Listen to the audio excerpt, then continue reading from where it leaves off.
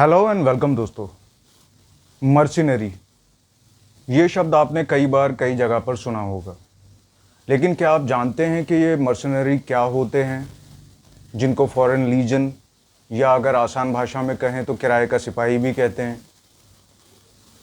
Mercenary एक term होती है उन वॉलंटियर्स के लिए जो किसी और देश में जाकर उस देश की सेना के साथ में लड़ते हैं और अपनी सेवाएं एक सैनिक के रूप में देते हैं।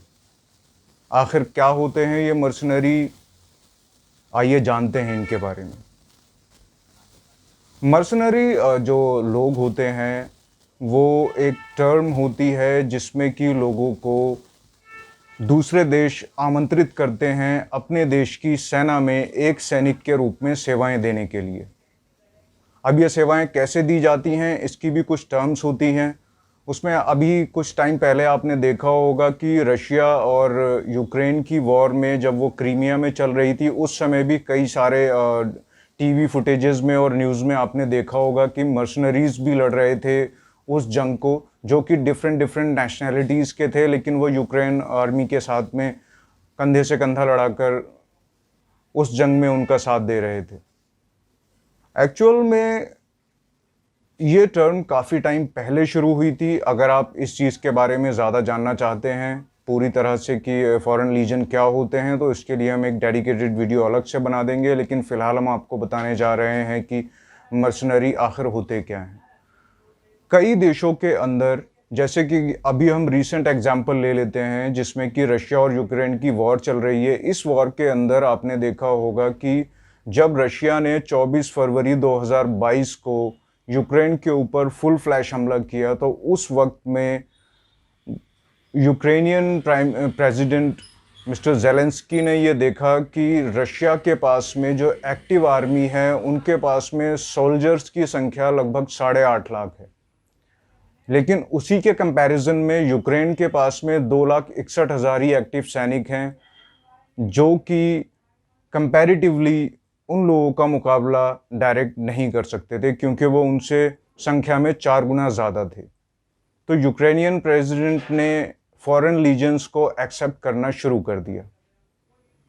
आखिर ये फॉरेन लीजन में लोग लड़ना क्यों चाहते हैं, उसमें उनकी क्या फैसिलिटीज़ उनको मिलती हैं या उनको क्या फ़ायदे मिलते हैं, इसके बारे में भी जान लेते हैं थोड़ा सा। विदेशी सिपाही जब दूसरे देश के लिए लड़ते हैं तो उसमें कुछ ऐसी टर्म्स होती हैं जो कि उनको प्रोवाइड करवाई जाती हैं उस कंट्री के द्वारा जिसके लिए वो लड़ रहे होते हैं।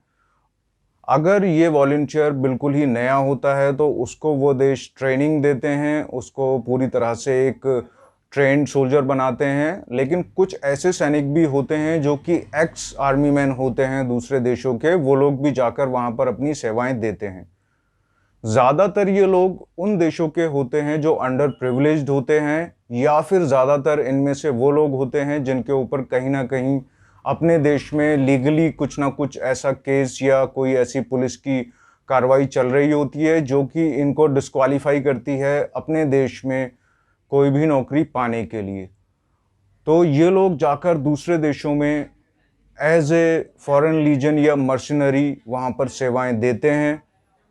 मर्सनरी में ज़्यादातर वो लोग होते हैं जो ट्रेंड प्रोफेशनल्स होते हैं, ट्रेंड एक्स आर्मी मैन होते हैं, जबकि फॉरेन लीजन में वो लोग होते हैं जो कि इतने ज़्यादा ट्रेंड नहीं होते या फिर बिल्कुल ही वॉलंटियर होते हैं, बिल्कुल ही नए लोग होते हैं जिनको कि वो देश जो उनको एक्सेप्ट कर रहा होता है वो उनको एक कॉन्ट्रैक्ट लिखवाते हैं जिसमें कि एक सर्टेन पीरियड होता है जिस पीरियड के लिए उन लोगों को अपनी सेवाएं एक सैनिक के रूप में उस देश को देनी होती हैं। इस ट्रेनिंग के दौरान में उन लोगों को एक अच्छा खासा स्टाइपेंड भी मिलता है और उसके बाद में जब ट्रेनिंग पूरी हो जाती है तो उसके बाद में वो एक सैनिक के तौर पर उस देश के लिए काम करते हैं, जहां पर उन्हें एक सैनिक के रूप में वो देश उनको तनख्वाह देता है। इसी के साथ साथ जब अपने कॉन्ट्रैक्ट के हिसाब से ये लोग अपनी सेवाएं पूरी तरह से दे चुके होते हैं तो उस कॉन्ट्रैक्ट को पूरा होने के बाद में ये लोग उस देश की नागरिकता के लिए भी अप्लाई कर सकते हैं और जो कि उनके लिए नागरिकता को मिलना बहुत ज़्यादा आसान बना देता है। साथ ही साथ अगर कोई वॉलंटियर जो कि जंग के दौरान में घायल हो जाता है या कोई ऐसा वुंड उसको लग जाता है जो कि जल्दी रिकवरेबल नहीं होता है, तो इस सूरत में भी, या कोई अपंगता या फिर कुछ ऐसी डिसेबिलिटी उस शख्स के अंदर आ जाती है, तो ऐसी सूरत में भी उस देश के अंदर वो वॉलंटियर इंस्टेंट सिटीजनशिप के लिए अप्लाई कर देता है और वो देश उस वॉलंटियर को अपने देश की नागरिकता प्रदान कर देते हैं। इसके साथ साथ कई सारे और बेनिफिट्स भी ये देश जो हैं इन वॉलंटियर्स और मर्सनरीज़ को देते हैं। इनको अच्छी मोटी तनख्वाहें दी जाती हैं, हालांकि जान जाने का जोखिम हमेशा बना रहता है। और यही चीज़ें अभी हाल के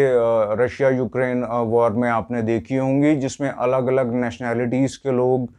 यूक्रेनियन आर्मी के साथ में वहाँ पर सैनिक के तौर पे अपनी सेवाएं दे रहे हैं। कुछ लोग अफ्रीकन हैं, कोई साउथ अमेरिकन है, कोई एशियन है, लेकिन वो सारे के सारे लोग एक यूक्रेनी सैनिक के तौर पर अपनी सेवाएं उस देश को दे रहे हैं, एक फॉरेन लीजन या किराए के सिपाही के रूप में। अपने कॉन्ट्रैक्ट को पूरा हो जाने के बाद में एक नई ज़िंदगी की ख्वाहिश में और ज़्यादा पैसे कमाने की ख्वाहिश में भी कुछ लोग इस तरह के काम करते हैं और फिर वहाँ की नागरिकता लेकर वहीं पर सेटल हो जाते हैं। इसी तरह की और ज़्यादा जानकारी वाली वीडियो देखने के लिए आप हमारे चैनल को लाइक करें, इस वीडियो को शेयर करें, हमें सब्सक्राइब करें। शुक्रिया।